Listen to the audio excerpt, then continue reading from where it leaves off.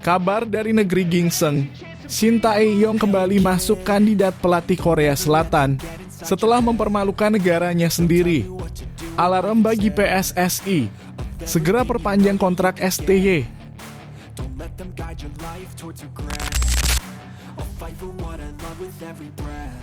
Pemain keturunan Indonesia Damian Van Dijk kesulitan cari keluarganya di Bogor.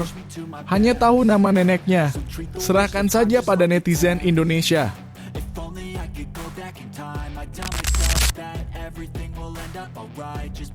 Erick Thohir bicara jujur soal target timnas Indonesia di Piala AFF. Akui pasukan Shin Tae-yong tak perlu raih hasil maksimal.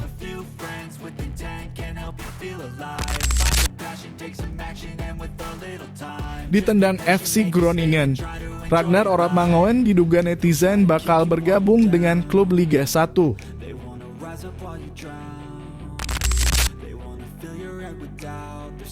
Back timnas Indonesia, Rizky Ridho tinggalkan Persija dan balik ke Persebaya. Manajemen bajul ijo kita lihat saja nanti.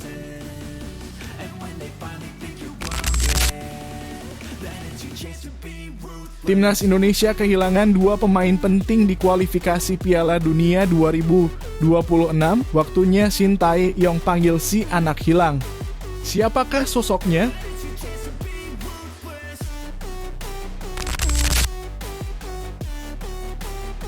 Janji PSSI, tegakkan aturan lisensi klub.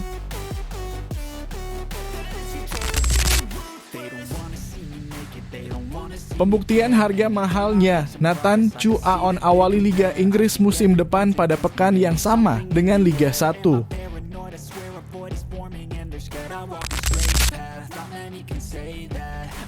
Bikin bangga, belum genap 19 tahun Jens Raven sudah kantongi lisensi pelatih Eropa.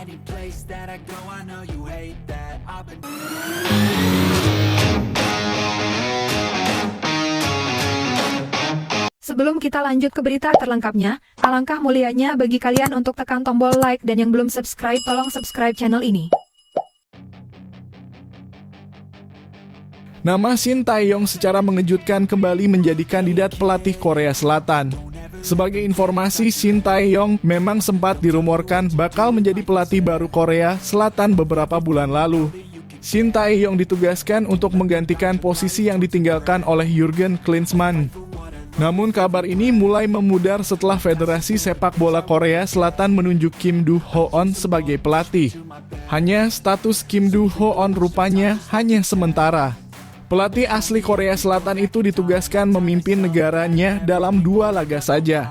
Sementara itu ada 2 nama lain yang berpeluang menjabat sebagai pelatih Korea Selatan.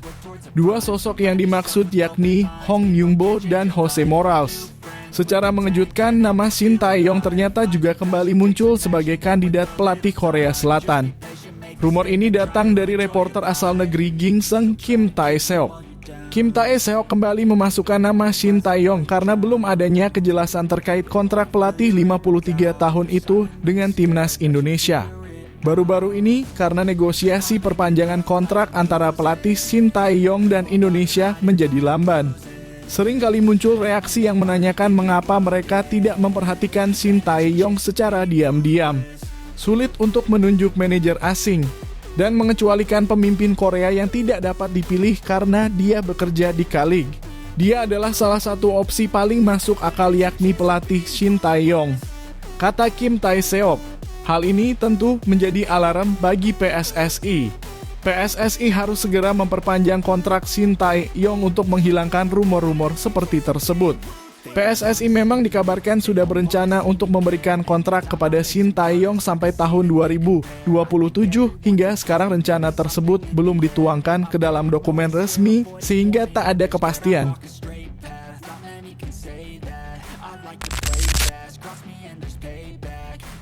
Damian Van Dijk memiliki garis keturunan Indonesia. Menurut pengakuan Van Dijk, sang ayah lahir di Indonesia, tepatnya di Bogor, Jawa Barat.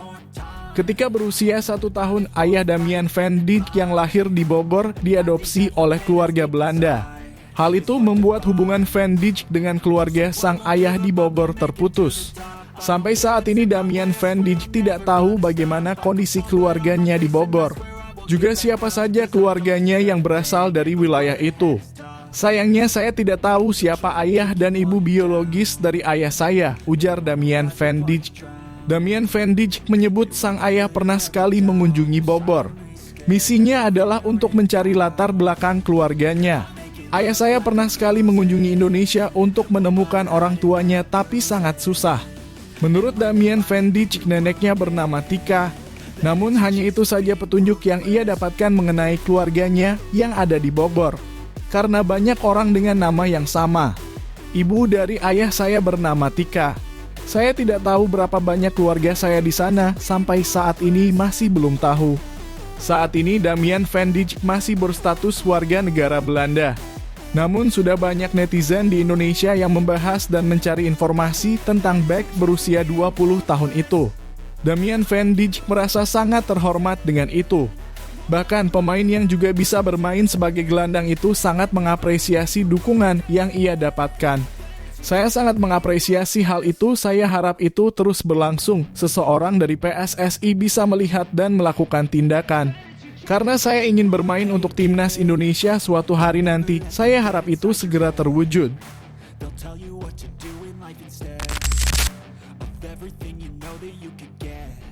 Ketua Umum PSSI Erick Thohir berbicara jujur soal target timnas Indonesia di Piala AFF 2024 yang bakal berhimpitan dengan putaran ketiga kualifikasi Piala Dunia 2026 zona Asia. Pada Juni ini, tim asuhan Shin Tae-yong sukses mengukir prestasi yang fantastis dengan lolos dari putaran kedua kualifikasi Piala Dunia 2026 zona Asia. Meski kalah 0-2 dari Irak pada 6 Juni lalu, kemenangan 2-0 atas Filipina pada 5 hari kemudian sudah cukup untuk mengirim skuad Garuda ke putaran ketiga. Namun demikian, seiring dengan keberhasilan fenomenal ini, timnas Indonesia bakal dihadapkan pilihan di akhir tahun. Matchday kelima dan keenam putaran ketiga kualifikasi Piala Dunia 2026 zona Asia akan dihelat pada bulan November mendatang.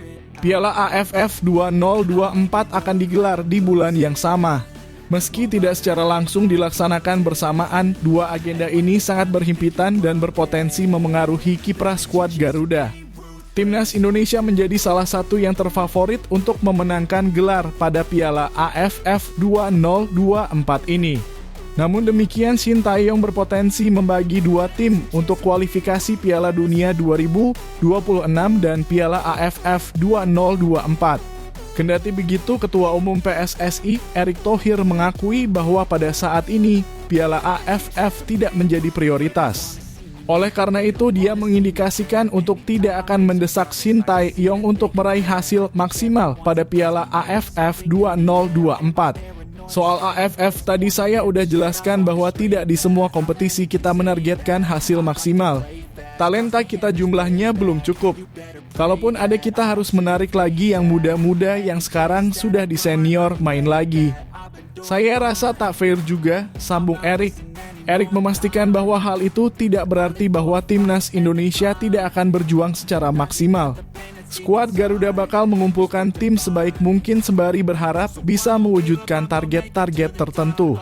Mereka juga kalau dipaksakan main 365 hari juga nggak mungkin. Jadi memang ini pilihan, tetapi tadi yang saya pastikan kita bukan berarti tidak membuat tim yang terbaik untuk target-target tertentu. Tentu SEA Games menjadi prioritas, AFF menjadi sasaran. Kemarin ketika kita main di AFF U23 di Thailand, kita masuk final dengan segala kontroversinya. Tapi ya kita gak perlu takut ya, kita harus main dan kita harus terus mempunyai talenta yang banyak.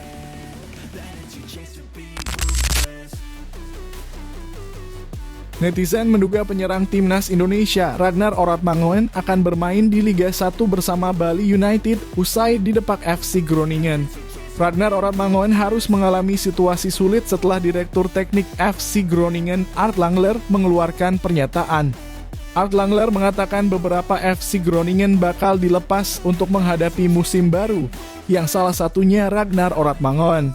Mereka tidak lagi memenuhi syarat untuk masuk tim utama dan harus pergi. Sampai saat ini belum diketahui klub yang akan dituju pemain berusia 26 tahun tersebut. Fortuna Sittard yang meminjam Ragnar Oratmangoen dari FC Groningen pun belum ada tanda-tanda akan mempermanenkannya. Namun muncul dugaan dari netizen yang menyebut pemain kelahiran Oost, Belanda ini bakal bermain di Bali United.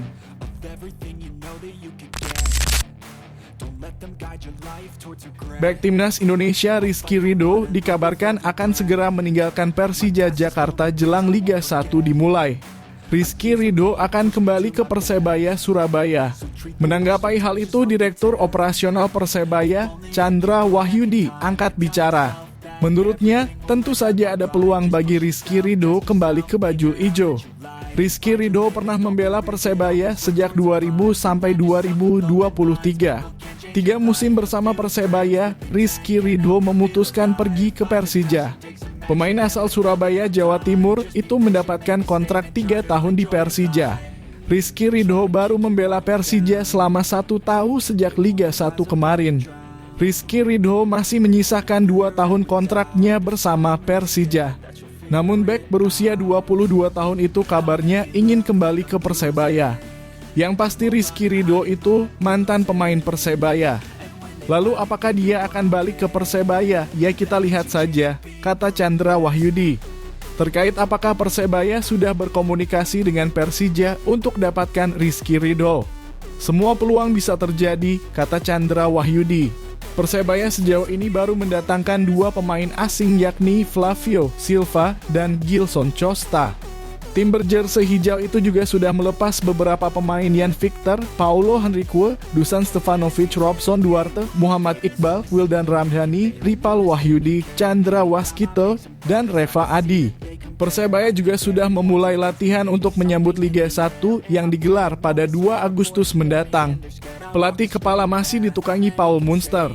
Coach Paul Munster akan tetap di Persebaya sampai musim depan.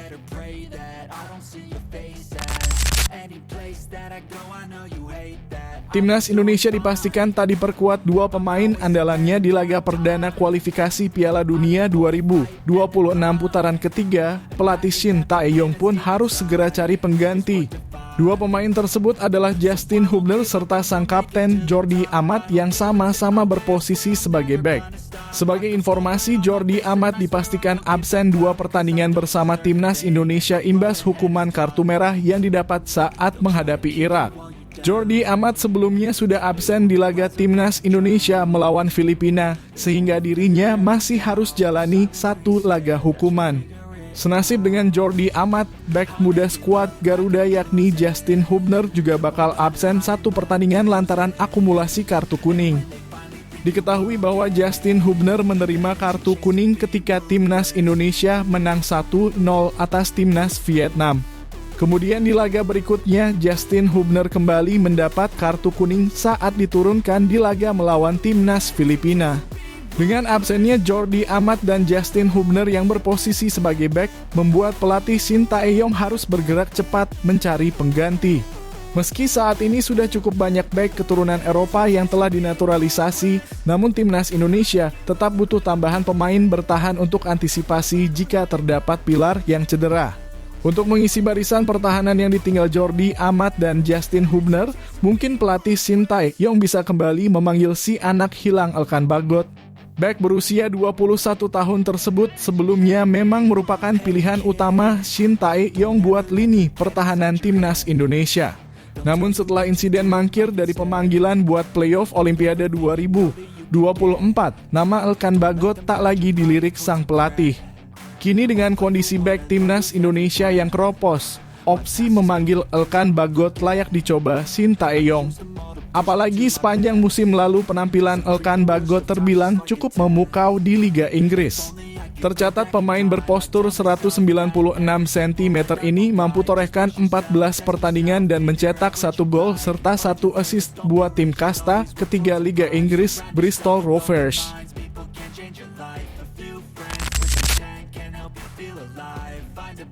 PSSI janji akan lebih tegas menegakkan aturan lisensi klub. Club licensing merupakan persyaratan yang mesti dipenuhi tim sepak bola Indonesia untuk diakui sebagai tim profesional.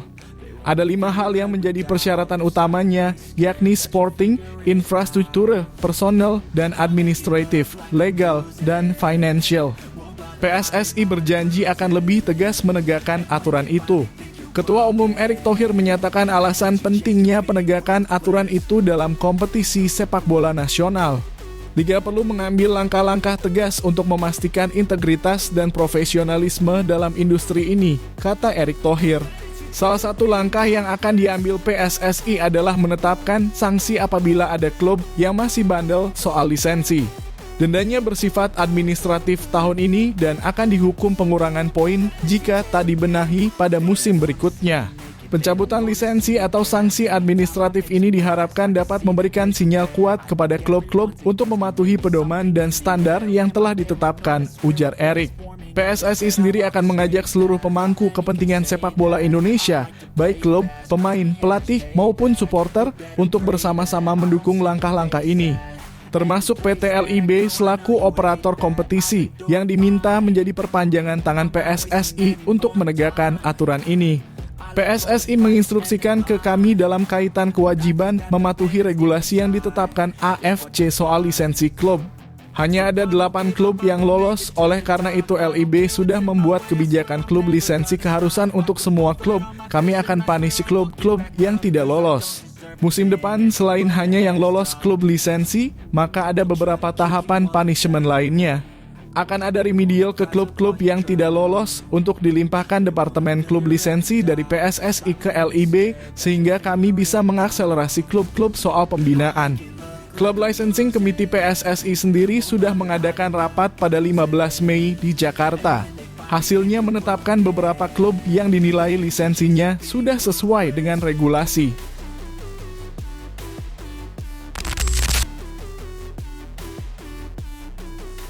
Nathan Chu Aon akan memulai Liga Inggris musim depan bersamaan dengan rekan timnasnya dari Liga 1.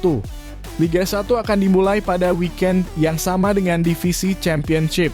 Divisi Championship merupakan kasta kedua dalam piramida Liga Inggris, satu kasta di bawah Premier League. Musim lalu terdapat 2 pemain Indonesia yang merumput di Championship, yaitu Elkan Bagot dan Nathan Chu Aon. Pada musim ini Elkan Bagot memenangi promosi bersama Ipswich Town ke Premier League. Hal itu menjadikan Nathan sebagai wakil tunggal Indonesia di divisi yang berjumlah 24 tim ini. Nathan menjalani paruh pertama musim lalu dengan kesulitan bersaing di Swansea City.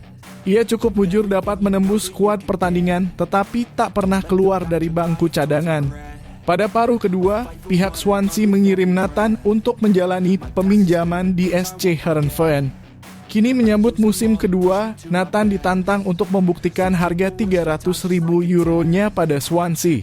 Pihak English Football League operator Liga Inggris kasta kedua hingga 4 sejak jauh hari mengumumkan kick-off kompetisi akan ditabuh pada 10 Agustus. Swansea yang kini dilatih Luke Williams belum menggelar latihan pramusim.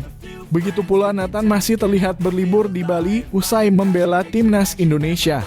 Kelak ketika pramusim dimulai, Nathan harus mencuri perhatian pelatih Luke Williams demi memperebutkan pos utama bek kiri. Jika Nathan tak bermain di Championship, ia punya peluang menit main di Carabao Cup. Piala Ciki itu akan digelar pada 12 Agustus, hanya beberapa hari setelah kick-off Championship.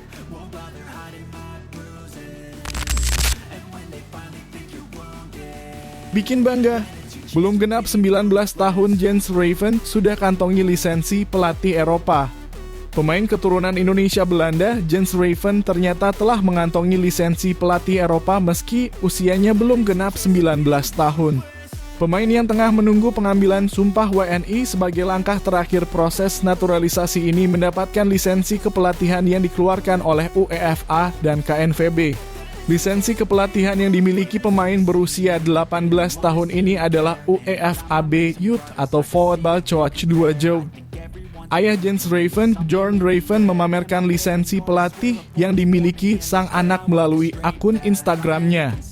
Dengan lisensi tersebut, Jens Raven bisa memimpin tim akademi hingga tim U16.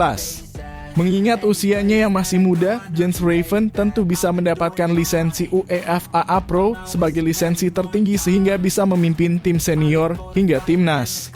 Jens Raven baru saja menyelesaikan tugas negara untuk bergabung dengan timnas Indonesia U20 asuhan Indra Syafri. Jens Raven bersama pemain diaspora lainnya bermain untuk turnamen Toulon di Perancis meski hasilnya tidak sesuai dengan ekspektasi penggemar sepak bola Indonesia. Timnas Indonesia berada di posisi dasar pada akhir turnamen dengan belum pernah memenangkan satu pertandingan pun. Pemain Dordrecht U21 ini pun belum memiliki tanggal pasti untuk mengambil sumpah WNI-nya. Meski demikian, dia sudah mendapatkan rekomendasi dari DPR RI untuk melanjutkan proses naturalisasinya.